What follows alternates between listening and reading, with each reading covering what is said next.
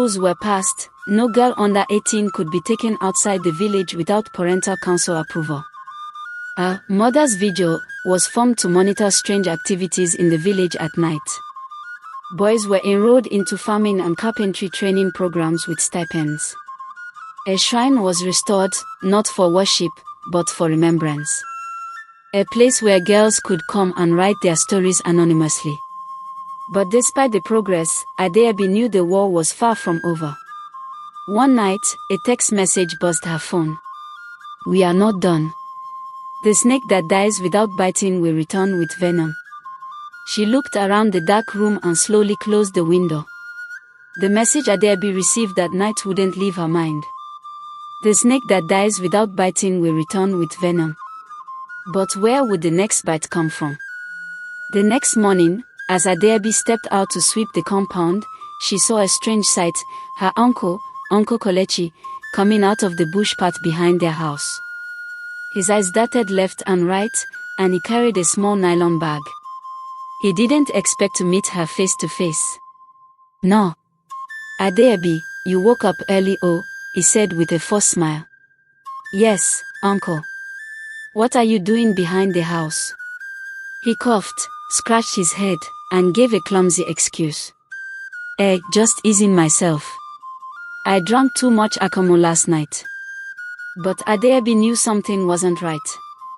Later that day, she quietly followed his footsteps and found something buried near the cashew tree behind their house. She dug gently, and there it was, a small black calabash, wrapped in red cloth, tied with snail shells. A charm. Her own uncle was working with the cult. And he had planted juju near her window. Tears filled her eyes, not from fear, but betrayal. She went to Mama Okomoka and showed her the item. "The war has entered your bloodline," the old woman said. "But you must not fear. This is the sign that you are truly shaking the foundation of evil." The boy who had once lured Adaobi to the lodge, Ikin, was arrested after the video was shown to the elders. But Adaobi insisted he shouldn't be punished harshly. "Let him speak," she said. In the village square, before the whole community, Ikin stood, head down, ashamed. He confessed everything. He told them how he was promised a motorcycle if he could bring 10 village girls to the lodge in Nsukka. He explained how the girls were drugged, filmed, and then blackmailed. He gave names, 2 teachers, 3 local businessmen, 1 town union chairman, and even a popular pastor who ran weekly crusades. The crowd gasped. Women held their chest. Men clenched their fists. But Adaobi raised her hand. "Let us not turn this into a riot. Let us turn it into cleansing." Iki knelt and begged the girls he had misled. "I was foolish. I wanted quick money. I didn't know the pain I was causing. Forgive me." Some of the girls wept. Some walked away. But the healing had begun. Nkiru, now recovering from her trauma, surprised everyone when she stood at the village meeting and asked to speak. "I was taken," she began, her voice shaking, "but I didn't let them own me. I remembered my sister's words. And I remembered who I am." The crowd listened, silent. "I want to teach girls. I want to help them fight. If my voice can stop even one girl from falling into the trap, then my pain has meaning." Adaobi hugged her. Mama wept. From that day, Nkiru became one of the youngest leaders of the Daughters of Uhomiri Society. They started giving talks at schools, churches, even town meetings in neighboring villages. Some people laughed. Others listened. But slowly, the culture began to shift.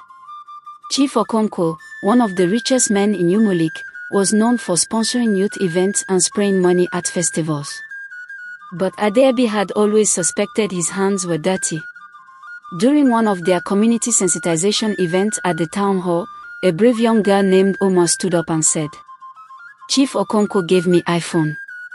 He paid my school fees. But he touched me when I was only 13. Gasps filled the air. Chief Okonkwo stood and laughed nervously. "She's lying. These children can say anything. But Omar brought proof, text messages, voice recordings, even a photo of his car parked at the hotel. That was the final blow. The youth of the village carried him to the square and stripped him of his chieftaincy title. His mansion was locked. His posters were torn down. The same man who once boasted he owned Umueleke now walked like a ghost through the back road. Adaobi stood on the village podium that night and said, "Let this be a lesson. Money without character is poison. Wealth without morals is a curse." A strange thing happened that rainy season.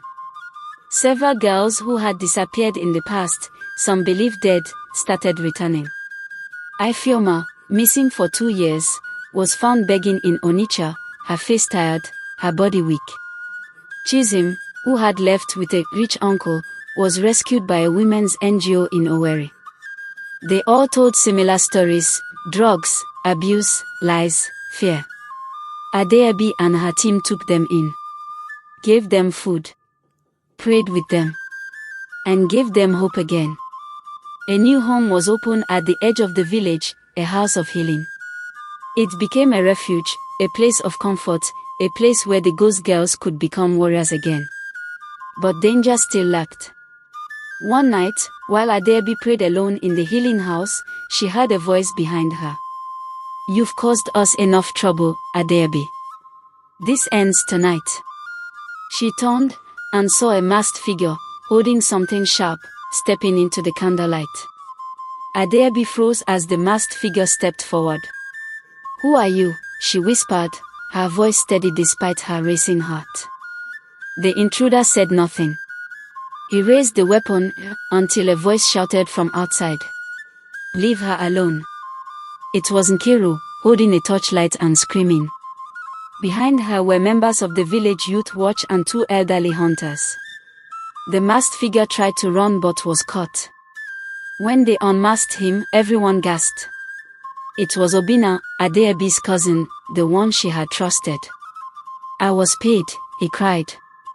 "I was promised money. They told me she would ruin everything." He wept. But Adaobi turned away, her heart heavy. Even her own blood had been used to silence her. The exposure of Obinna caused chaos among the remaining cult allies. Those who had been operating in secret started fleeing the village. Some disappeared overnight. The youth of Umueleke, now empowered and alert, mounted watch posts at the village entrances. They refused to let evil return. The town crier moved from compound to compound, announcing a new village law. Any man, woman, or group found corrupting the youth would be exiled permanently. A cleansing ceremony was held at the market square. Elders, women, youths, and children danced in white cloth as the priestess of Ogbunike poured libation to cleanse the land.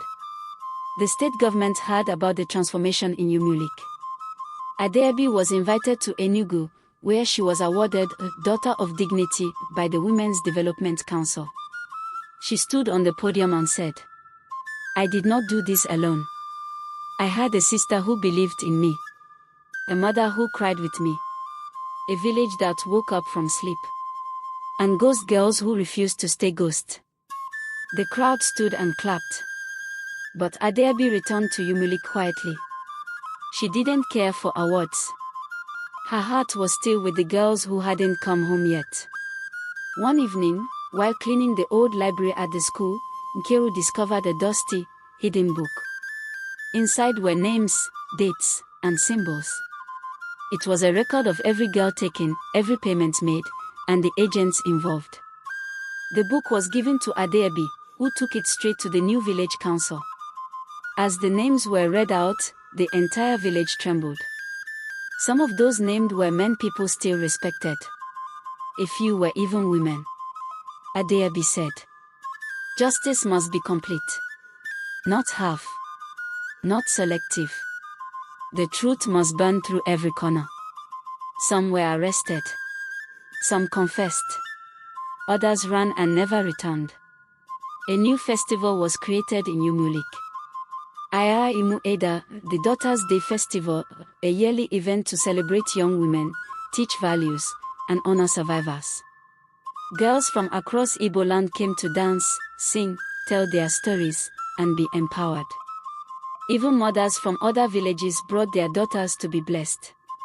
The festival was bright with colors, full of drums, and strong in spirit.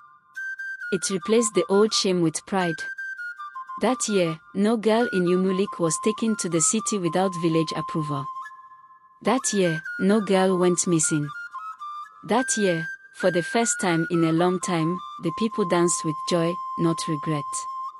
The village, at last, was breathing clean air. One night, Adaobi sat in her room, writing in her journal. She wrote a letter to her unborn daughter. "My child, I don't know what the world will be like when you come. But I pray you grow up in a land where a girl's body is not a market. I pray you wear your name with pride, walk with dignity, and never beg for love with your soul. If the darkness tries to find you, remember this: you come from a line of women who fought, bled, and won. And you are light." She closed the journal, kissed it, and placed it beside her Bible. Outside, the crickets sang. The night was calm. And the moon smiled over Umueleke. Years later, Adaobi stood at the gate of the House of Healing, now expanded into a full women's center. A girl arrived, a teenager, dusty from travel, holding a torn nylon bag. Her eyes were full of pain. Adaobi smiled and opened her arms. "You're home now." The girl burst into tears and hugged her. Adaobi turned and saw Nkiru approaching with a basin of water, smiling. They were now mentors, protectors, gatekeepers of dignity. The old ways of silence, shame, and secrets had been broken. The new Umueleke walked in light. And from the ashes of lost innocence, a village rose stronger than ever before. The end. Moral lesson of the story. This story teaches us that silence empowers evil, but truth spoken with courage can break generations of pain. Girls are not objects, and their dignity must be protected by family, society, and culture. Community healing starts with accountability, even when it involves our own family. Change is possible, but it takes brave voices like Adaobi's, wounded hearts like Nkiru's, and a community that dares to say, "Enough is enough." Let every village raise its daughters with pride, not fear. Let no girl ever be sold for survival. Let no more virgins be lost to greed, silence, or shame.